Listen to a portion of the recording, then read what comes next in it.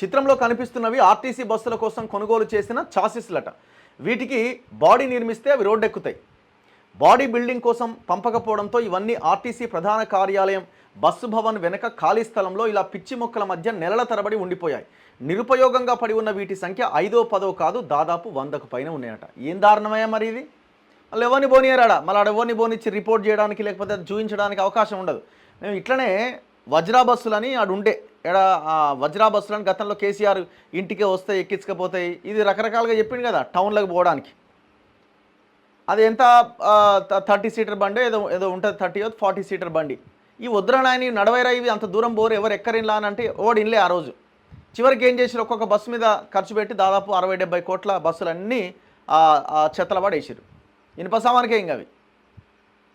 అవును కానీ అమ్మినా ప్రైవేటు అవి కొని ఆదాయం అన్న కనీసం మీరు 70 కోట్లలో 10 కోట్లు 20 కోట్లనే రికవర్ అయ్యే ఛాన్స్ ఉండే. ఇప్పుడు ఇవి చూడండి, ఇవాళ కొత్త అట దీనికి బస్సు ఫిట్ చేయాలన్నమాట. అంటే బాడీ అంతా ఫిట్ చేస్తే బస్సు తయారవుతుంది.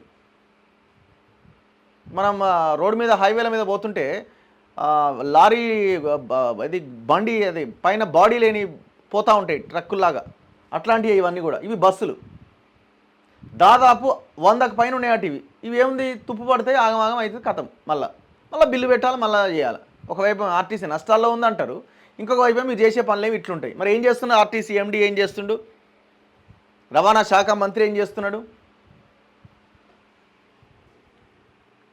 ఇగో నిర్లక్ష్యపు బస్సు నడిచేది ఎప్పుడు, బస్సు భవన్ వెనక నెలల తరబడి పిచ్చి మొక్కల మధ్య చాసిస్లు, బస్సు బాడీ తయారీకి మీనమేషాలు, ఉద్యోగుల కొరత, వనరుల లేమితో సమస్యలు. ఇప్పుడు అన్నీ ఉన్నప్పుడు మరి ఎందుకు తెచ్చుకున్నారు అవి?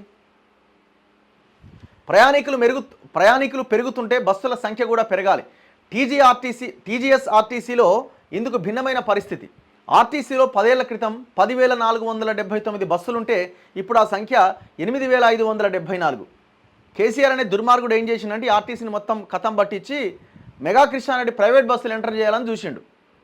ఇప్పుడున్న వాళ్ళు కూడా దోస్తే, ఈ గవర్నమెంట్ కూడా దోస్తే, వాళ్ళకేమీ ఆయన దూరం చుట్టం ఏం కాదు, దగ్గర చుట్టమే, చాలా దగ్గర. అయితే ఇప్పుడు అందుకే బస్సుల సంఖ్యను పెంచలే. ఎక్కడ 10,500, ఎక్కడ 8,500, 2,000 బస్సులు తగ్గిపోయినాయి. ఈ బస్సుల్లో కూడా కాలం చెల్లిన బస్సులు పెద్ద సంఖ్యలో ఉన్నాయి. గతంలో రోజు సగటున 44 నుంచి 45 లక్షలుగా ఉన్న ప్రయాణికుల సంఖ్య మహాలక్ష్మి పథకం కింద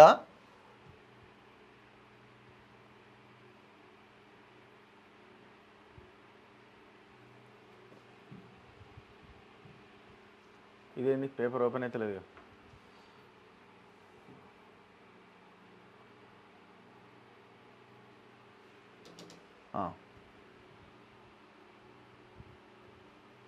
మహాలక్ష్మి పథకం కింద ఉచిత ప్రయాణం అందుబాటులోకి రావడంతో ఆ బస్సుల సంఖ్య